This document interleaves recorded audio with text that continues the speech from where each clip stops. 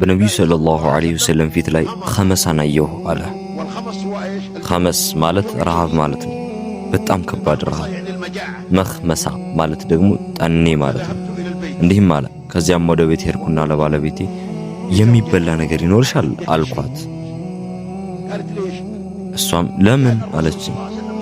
እኔም ነቢዩ ፊት ላይ ከባድ ረሃብ አየሁ አልኳት።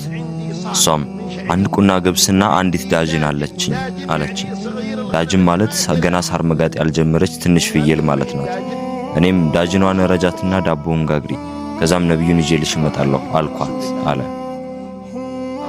ከዛም ወደ ነቢዩ ሰለላሁ ዐለይሂ ወሰለም ሄደና ጆሮአቸው ላይ ተጠግቶ በሚስጥር ያላህ መልክተኛ ሆይ ፊቴው ላይ ራብ አይቻለሁ፣ እኔ ጋር ደግሞ አንድ ቁና ገብስና አንዲት ያደረኳት ዳጅን አለች። ይህን ያዘጋጀሁት ለእርሶና ለጥቂት ባልደረቦች ነው፣ ማለትም 1 2 3 ወይም 4 እንዲሆኑ ነው። እንደሚታወቀው የተራበ ሰው ብዙ ይበላል። ነቢዩም እሺ ችግር የለም አሉ። የዙህር አዛን ሲል የነቢዩ ሰለላሁ ዐለይሂ ወሰለም ተጣሪ በሰንደቅ ሰዎች መሃል ምሳ ጃቢር ቤት ነው ብሎ ተጣራ። ላኢላሃ ኢላላህ። ስንት ነበሩ? 1500 ሰዎች ነበሩ። ሁሉም የተራቡ ናቸው። ምናልባት አሁን 15000 ሰው የሚበላውን ያህል ይበሉ ነበር። ምግቡ ግን ለ5 ሰው እንኳን አይበቃም። ጃቢርም እንዲህ ይላል፣ የኸንደቅ ሰዎች ሆይ ምሳ ጃቢር ቤት ነው የሚለውን የነቢዩን ሰለላሁ ዐለይሂ ወሰለም ንግግር ስሰማ ደነገጥኩ፣ ደረቅኩ፣ አዘንኩ። ምንም ስለሌለኝ እንደምዋረድ አወቅኩ።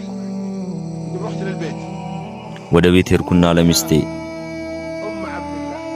የአብደላህ እናት ሆይ ነቢዩ ሰለላሁ ዐለይሂ ወሰለም የኸንደቅን ሰዎች በሙሉ ይዘው መጡ አልኳት። እሷም ያለንን ምግብ ነግራቸዋል አለችኝ። አዎ አልኳት። እንግዲያውስ ምንም አይጨነቅህ አለች። ኢማኗን ተመልከቱ። ይሄን ከኛ ሴቶች አንዷ ብትሆን አንተም 4-5 ሰው ትጋብዝና ለሚስትህ 5 ሰው አለኝ ብለሃት 10 ሰው ይዘህ ብመጣ ትጮህብሃለች።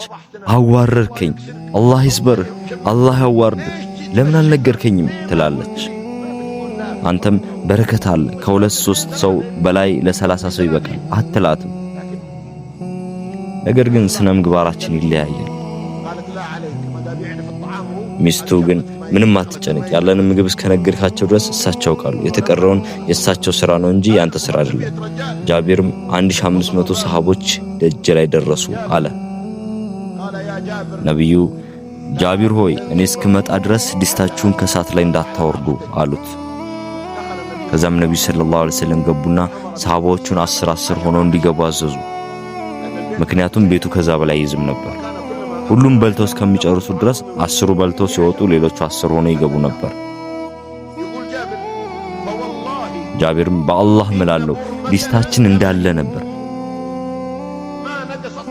አንዲት ሴንቲሜትር እንኳን አልቀነሰም ማለት። እስኪ ከሃዲዎችን እንመልከት፣ ኢማናቸውን እንጠይቃቸው። ይህን ሁሉ ሰው ማን አበላ? 1500 ሰው በልቶ ምንም አልቀነሰም። ጃቢርም በመጨረሻም ነብዩ ሰለላሁ ዐለይሂ ወሰለም ጠሩኝና እኔም በላሁ፣ የቀረውንም ለቤተሰቦች አስቀረውኛል።